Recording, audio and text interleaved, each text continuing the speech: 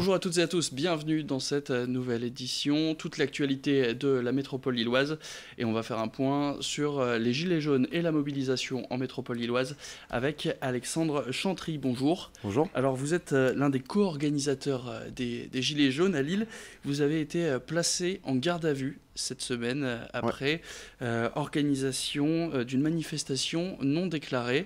Déjà, cette garde à vue, comment c'était donc ce mardi. Est-ce que vous pouvez nous raconter votre interpellation? Donc en fait, on avait eu vent que Christophe Castaner se rendait au salon de la cybersécurité au Grand Palais. Bon, après démenti, machin, on sait pas trop s'il était là, mais ce qui est certain, c'est qu'il y avait Nunez, un des secrétaires d'État, il y avait des personnes assez haut placées au niveau du gouvernement qui étaient présents à ce salon qui portait sur la cybersécurité, donc on sait très bien, enfin, nous, qu'on est surveillés, donc évidemment, ça rentrait totalement dans le cadre de la mobilisation des Gilets jaunes, parce que l'une des revendications principales, c'est aussi amnistie totale de toute poursuite judiciaire sur des gilets jaunes. Donc mardi, on avait décidé de faire un rassemblement, une casserolade, hein, quelque chose de statique, quelque chose de très bon enfant, et surtout qui n'était pas sur la voie publique, on était sur un terre-plein central, enfin voilà, on n'avait pas prévu d'aller sur la route, etc. Et donc mardi, on avait rendez-vous à 9h, moi je suis arrivé à 9h15 avec la neige, on était un peu en retard. Et à 9h20, 50 CRS, alors qu'on n'était que 7, nous entourent et sans contrôle d'identité. C'est ça qui est problématique, je pense, d'un point de vue juridique. Ils me désignent tout de suite pour m'emmener en garde à vue. Donc voilà. Il vous reproche donc cette organisation non déclarée. Est-ce que, du coup, sur le papier, est-ce qu'elle était déclarée ou pas cette... Elle n'était pas du tout déclarée. En plus, on était plusieurs organisateurs. Hein, je n'étais pas tout seul. Mais voilà, on voit très bien que ça a été ciblé. Après, c'était pas une manifestation, dans le sens où c'était un rassemblement statique. Donc on a déjà fait tout un tas de... Enfin moi je suis dans les villes depuis des années, on a déjà fait tout un tas de rassemblements. Et il n'y a pas forcément besoin de déclaration pour ce genre de petits rassemblements. D'autant que je rappelle qu'en juillet-juin dernier, lors des manifestations de célébration de la victoire pour la Coupe du Monde, on n'avait pas besoin de déposer enfin, voilà, des manifestations. C'est pas la même non plus. C'est pas la même chose, mais on voit qu'il y a quand même une différence de tolérance dans l'organisation de ces choses-là. Et surtout... Moi, ce qui me pose surtout problème, c'est l'usage disproportionné de la force. 50 CRS face à 7 petits manifestants qui sont même pas en gilet jaune au moment où ils nous interpellent. Votre interpellation a été filmée, on peut la retrouver assez facilement Ouais. sur Internet. Elle s'est passée quand même relativement dans le calme, Oui, mais il vous cible en fait tout de suite. C'est ça qui pour vous pose problème, c'est qu'il n'y a pas eu de contrôle d'identité. c'est ça. Mais votre visage est quand même connu des forces de l'ordre. Vous êtes l'un des organisateurs de tous les mouvements des Gilets jaunes. Est-ce que vous pouvez comprendre qu'il vous ait reconnu Ouais, bien sûr, je peux le comprendre, mais après, encore une fois, je rappelle, c'était 7 personnes qui étaient là rassemblées à ce moment-là. Moi, j'ai du mal quand même avec cette criminalisation, on va dire, de la lutte. Aujourd'hui, on le voit en plus avec la loi qui va être passée là sur les casseurs, c'est clairement une loi qui va viser à empêcher les manifestations, qu'elles soient déclarées ou pas.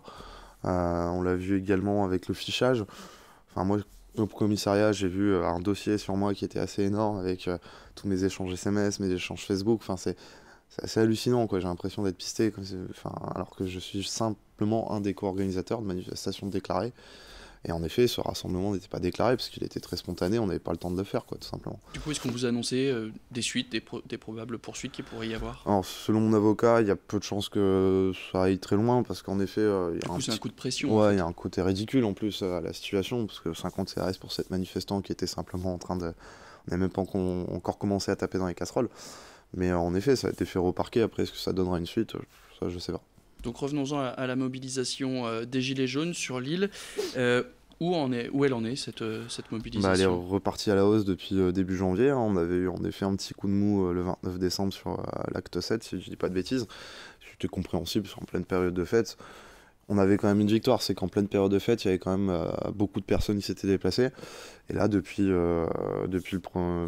début janvier, on a un vrai regain de mobilisation avec au moins 3000 à 4000 manifestants chaque samedi sur l'île. En plus des manifestants qui viennent des fois de Dunkerque, de Calais, de Boulogne, de Béthune, enfin voilà, de toute la région. Et non, ça repart bien. En plus, on est en train de travailler avec les équipes de région. Là, par exemple, là, on est en enregistrement, mais vendredi soir, il y a une manifestation sur Dunkerque où nous, on va s'y rendre. Donc non, ça repart bien, la mobilisation est toujours là, et surtout, on a un grand sentiment d'enfumage vis-à-vis du grand débat qui ne répond pas à nos attentes, qui se fait dans des vases clos. Hier, le président Macron faisait des questions-réponses qui étaient préparées avec des gilets jaunes, je sais pas si c'était vrai ou pas, mais il y avait vraiment un côté très orchestré là-dedans. Donc non, la colère elle est toujours là, la colère partira pas, et on espère maintenant que les salariés du privé et du public débrayent pour amener une grève générale le 5 février, parce que je pense que ça c'est essentiel.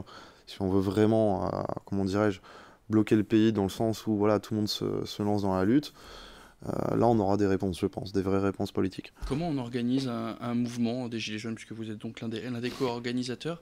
Est-ce qu'il ne faudrait pas apporter un peu plus de cadrage, de sécurité peut-être dans tous Le mouvement, en fait, il est caractéristique par sa spontanéité et son improvisation. Et honnêtement, nous, l'équipe d'Orga, là, on improvise depuis le début.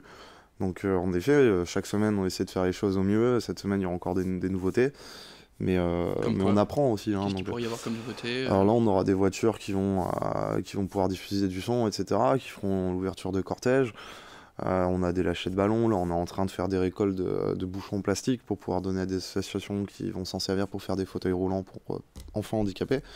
On a aussi des récoltes pour faire des maraudes, là on va avoir des récoltes de vêtements ce samedi. Donc on improvise, mais on apprend tout doucement. Parce que les manifestations à Lille justement étaient au début assez exemplaires. C'est vrai que ces dernières semaines c'est plus compliqué, notamment, je vais parler en connaissance de cause, les agressions des journalistes. Est-ce que vous allez justement travailler aussi sur ce point, en plus de toutes les collectes que vous avez annoncées? Nous, on assure un cortège qui est déclaré. La partie pas déclarée, on a des gens dedans, mais nous, on n'organise pas. Après, il faut bien comprendre qu'au-delà du fait on est d'accord ou pas avec les violences, c'est pas la question, c'est qu'aujourd'hui on a Lille qui était exemplaire pendant quasiment 8 semaines, on avait très peu d'images de Lille, on avait très peu de retour de la mobilisation de Lille, très peu de médiatisation. Je pense que ça a joué aussi dans l'énervement de certains. Après le gouvernement clairement se fout royalement de notre tronche depuis le début du mouvement. Encore cette semaine, Emmanuel Macron en Allemagne parle du romantisme français, et il continue de mépriser, il continue d'essayer de mettre des claques dans la figure aux gens. Au bout d'un moment, on n'est pas Jésus, on n'entend pas l'autre joue, et ça, il faut le comprendre. On va donc parler encore un petit peu de ce mouvement politique. Les Gilets jaunes sont en train, donc ont déposé une liste aux élections européennes. Est-ce que pour vous, c'est une bonne chose, ou est-ce qu'il faudrait...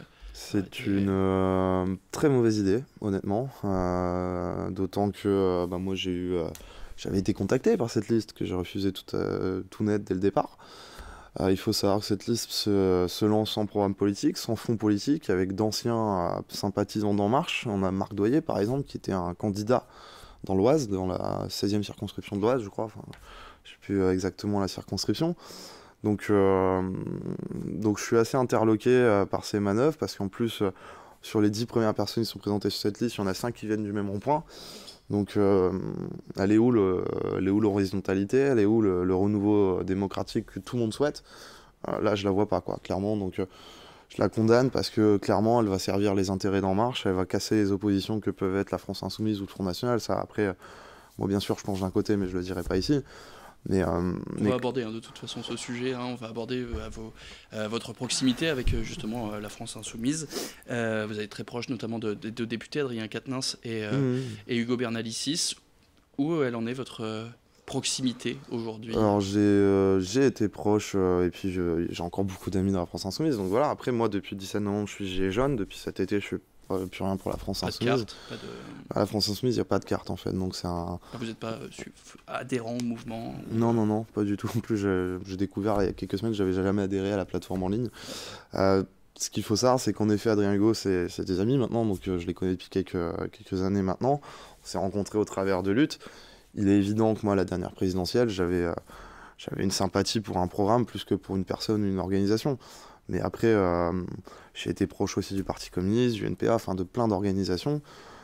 J'ai toujours été un électron libre. Aujourd'hui, je me reconnais beaucoup plus dans le mouvement des Gilets jaunes que dans toutes les organisations politiques ou syndicales auxquelles j'ai pu être proche. Parce que ça, c'est un vrai mouvement populaire. La France Insoumise, le Parti communiste ont toujours eu cette difficulté-là à allier, on va dire, vraiment les classes populaires avec les classes moyennes.